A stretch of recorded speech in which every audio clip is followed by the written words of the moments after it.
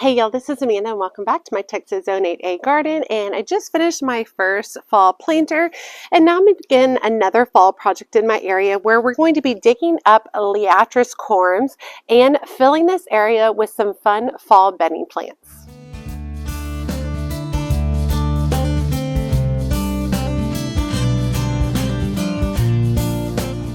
Okay, so my Liatris did not do very well this year, and some of y'all had suggested, and then I did some reading and it talked about how Liatris really benefits from being dug up every like 2 to 3 years and divided, and it kind of revitalizes the plants. And I had been thinking about moving the Liatris from this particular area anyway, and so I thought, well, this might be a really good opportunity. Now, if you're digging these up in the fall, you're going to dig them up and you're going to divide up the corms, and then you'll save them over the fall, over the winter, and then you'll replant them in the spring. If you are digging these up in the spring, you want to wait for the greenery to emerge from the earth and then go through and dig them up and replant them immediately at that point. So you can do it either in the fall or the spring. So I've got quite a few corms in here. I don't think it's going to be as easy as pulling, although here I am pulling right now. No, I don't think it's going to be as easy as just pulling. Yeah, that's not going to work. So I definitely am going to have to go in and dig. So let's start by digging some up, seeing what they look like, and then going ahead and figuring out how to divide them up. Okay, so let's see in here. And these have been in here, gosh, at least 3 years. I planted a couple of rounds of them. So I'm just going to see if I can just loosen up the soil. I do have some drip irrigation lines in here. Let's see what we can pull up.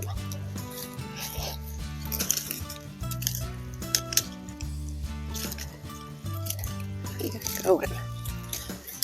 All right, there's one clump. Huh. You can definitely see, like, this is 1, 2, 3, 4, 5. You can definitely see, like, this guy can be divided into 5 pieces. Let's do a bunch of digging, dig these all up, and then maybe we'll clean them off a little bit and see what they look like.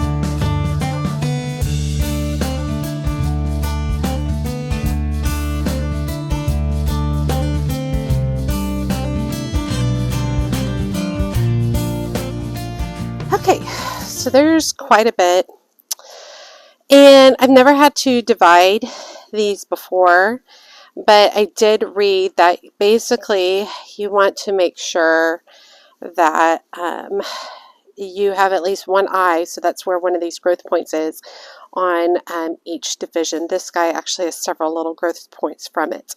So what I think I'm going to do, I think I'm going to wash these off a little bit and see what they look like afterwards, and then make my decision from there.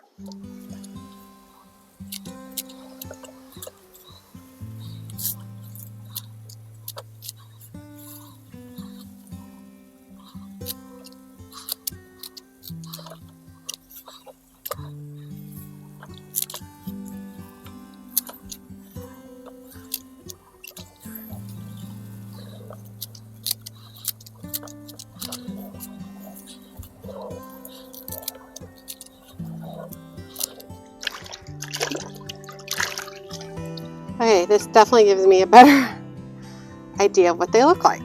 That was a good call. I'm glad I did that.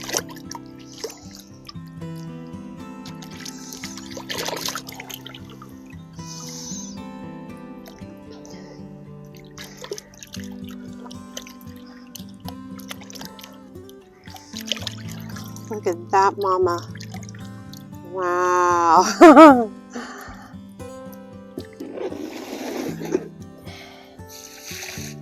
I'm going to just lay these out for now on this plastic lid. And I think that what I'll do is I'll do my project and then we'll look at these tomorrow. I'll give them overnight to dry. I'll leave them outside. But I'm really fascinated with the structure of them. I think they're absolutely beautiful. Okay, now that I've made a gigantic mess, let's talk about the plants. So one of the things I wanted to do over here is have more perennials. Well, I was over at Tractor Supply the other day, and if you haven't been there, they do have nurseries, and they had tons of plants for $1. Now, they're not plants in really great shape. This particular one right here, it's Cat's Pajamas by Proven Winners, so it's a Nepeta, and I have these on the side of my garden, and they take a beating and they do really well. And even though this guy is not in great shape, I figured I could give him a nice trim. We can install him right here, and then I'd have a beautiful perennial for $1. It's not going to do much for me this year, but it's going to do a lot for me next year. And at $1, I'd kind of be dumb to skip this deal, especially since I was looking for a perennial to go here anyway. I do have a hellebore right here, and then I have an additional hellebore right here, but I think I've lost this one.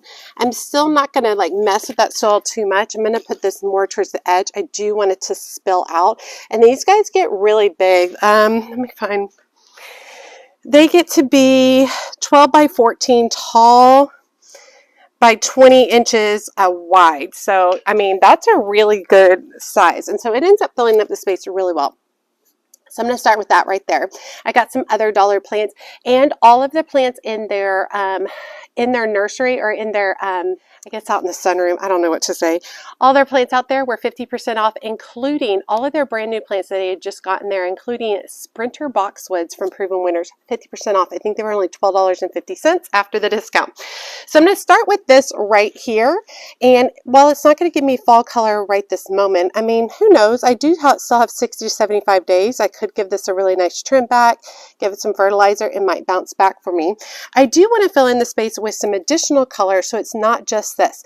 Let's go ahead and get this guy knocked out first, and then we'll come back to the other color.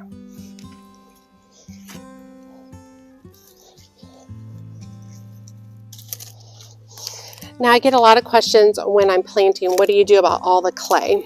Well, especially when I first started working in this particular garden, anytime I would run into like massive amounts of clay, I would just dig the clay out. Like when I would come across like big old giant clumps, and these are not bad clumps at all. I'm talking clumps this big. I would literally just dig them out and not stress about it, and then get rid of them and fill back in with something else. So that is what I do suggest for a lot of people if you have lots of clay in your garden, is just when you come across massive clumps of it, you can go ahead and just pull that clump out, replace it with garden soil, potting soil, whatever you have on hand, which would work really, really nicely. Now I am going to go ahead, loosen up these roots real good so we can stimulate some really great growth with this Nepeta.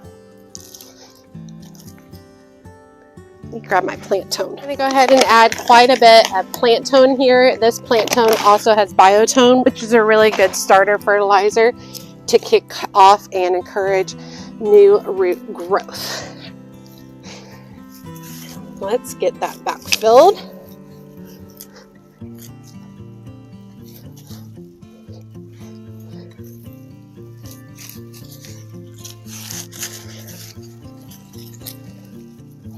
All right, not bad. And we're going to give him a little bit of a trim. I'm not going to take everything off, but I am going to take off enough that it kind of tells the plant like, oh, hey, I should try to start growing again. And that happens a lot with pruning. This literally is telling the plant, oh, I need new growth so I can survive. All right, there we go. All right, so not doing much for me right now, but this will do a ton for me in the spring. Okay, let's talk about a few things over here. All of these bright green things that you see up front right here are all oriental to celosia. So they're going to have the short, they're only about 8 to 10 inches tall, and they're having big red flowers, bold red flowers across the front here. I have a Japanese anemone that is struggling right here. I've lost 1, 2, 3 heucheras, which I'm going to come across here and add some more color. But I do want you to know there's going to be a lot of red in this area. And then I've got purple coming around the corner with this Cardona sage right here. Now, keeping that in mind, I want to encourage more of the purple tones in this area. So I'm going to do something simple. I'm going to work with bedding plants. I'm going to add a ton of coleus to this space. And I think the deep purple tones will be really pretty. Now, this would not make sense to add all this deep color if I was not going to contrast it with an additional color. And that additional color will be pumpkins tucked into this area. So now you can kind of visualize this coleus, right? And now visualize it with bright orange, beautiful colored pumpkins tucked into this area. And it works really well and goes a long way to add a lot of contrast to this space. All right, so I'm kind of just laying some of these out, trying to get a feel for where I want them. Some of them are really leggy, and I'll probably give them a little bit of a trim down. But this is kind of my idea for this space, having this beautiful coleus tucked in, and then eventually I'll work in some pumpkins in some different areas. Okay, let's go ahead and get each of these planted with plant tone. And like I said, I am going to give some of them a little trim. When I give them a trim, I'm basically going to cut above a set of 2 leaves. I'm only going to give like the really wonky ones. Just need a little bit to, yeah, there we go. And of course this ground is all really loose and soft right now because I just pulled up all that Liatris. There's clouds in the sky, almost like we're going to have rain, which that would be laughable, right, y'all? I almost forget what rain looks like in this area.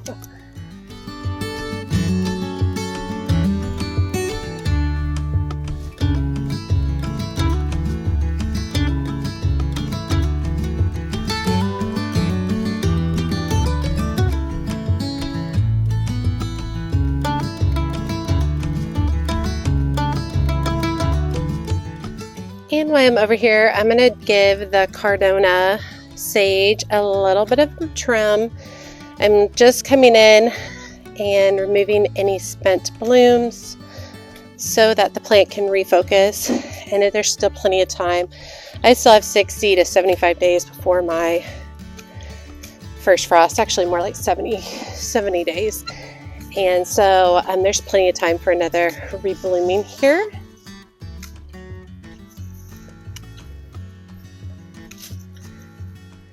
Okay, definitely love this quick cleanup. Putting in the new Cat's Pajamas Nepeta. And this will take up a lot of space right there. And then all this beautiful coleus, I don't have a tag of what variety it is. They were picked up at Homegrown Plant in Farmersville. And I will say some of them are kind of giving like this kind of vibe in the center. So these might just be really young and they might change a little bit in color. And it doesn't look like much. This is a way, like I ended up putting a dozen plants in here, so I still have 6 left to kind of really bring in this space, clean it up a little bit. It was looking really tattered and tired. And these will continue to fill in throughout the fall. They will die back with our first frost, but looking really good.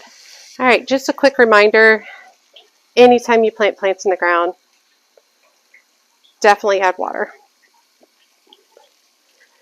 Water them in really, really well. Okay, it's the next day, and I've got all my Liatris corms inside. And I mean, they're definitely pretty big. I watched a lot of videos online to kind of get an idea of what other people's, and some people's were like massive. But you know, they weren't performing well, so I need to make a change. So what I'm basically going to do is I'm going to go through with basically my hoary knife and try to just kind of pop these apart. And so let's go from there. Actually, I think I'm going to use my my pinchers. So I'm just going to come through. I'm going to try to just get it started. And then I'm just going to pop the whole thing apart, just like that. And I'm not going to break them down into more, like a ton of smaller clumps. I'm just these larger clumps I'm going to cut in half. And just making sure I have several like elements or eyes on each side, just like this. And I'm going to leave the cut side upwards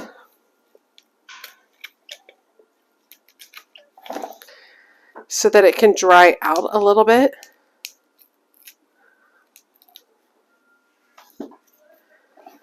And I'm not really sure where I'm going to actually be planting these next year, but I'll find a place. Now there's definitely some areas that are like, don't look good. You can see like this whole one is kind of like rotten. And I think this is part of like the original portion of the corm. So I'm just going to kind of cut that portion off. Just like that. So you got rid of that yucky part. And we'll keep this part.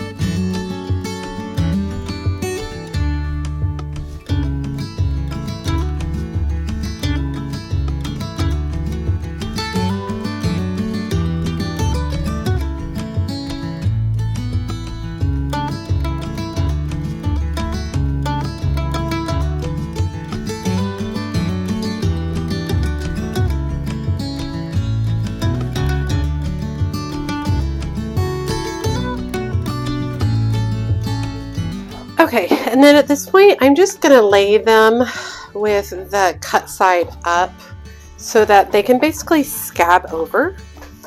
I don't want to put them away like wet or fleshy or anything like that, because that will definitely lead to rot.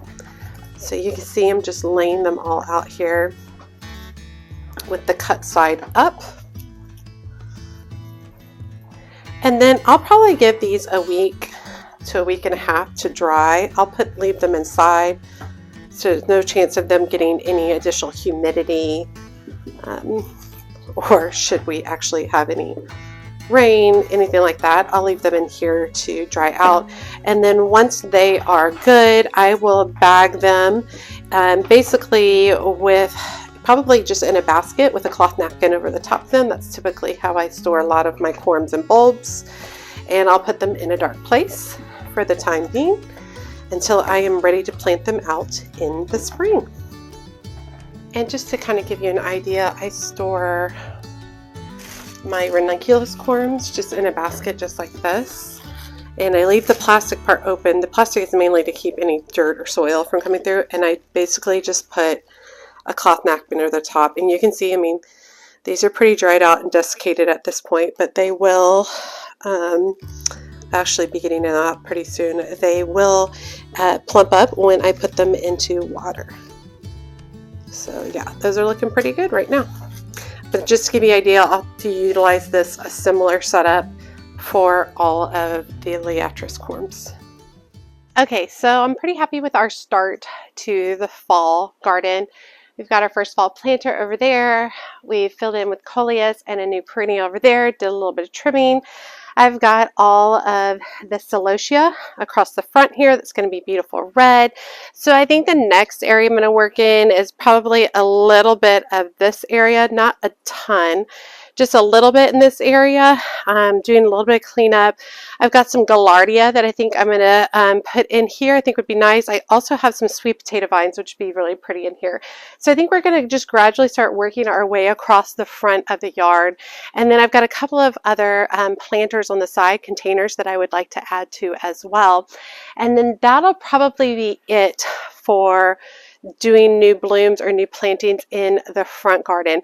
We do have a lot going on in the back garden. It's not necessarily about getting my fall color out there. It's more about preparing for some fall gardening, but also preparing for the spring. So I'll be planting out a lot of hardy annuals for some enjoyment in early spring. But I hope you all enjoyed today's video. I'd love to hear if you're working on your fall garden. Are you getting anything planted? Are you starting anything by seed? Have you seen anything great at the nurseries? Would love to hear all about it. So make sure you drop me a comment below. Also, let me know what zone you're in. Okay, as always, make sure you hit that subscribe button and that notification bell so you know my latest videos are up. And make sure you check me out on Facebook, Instagram, and TikTok.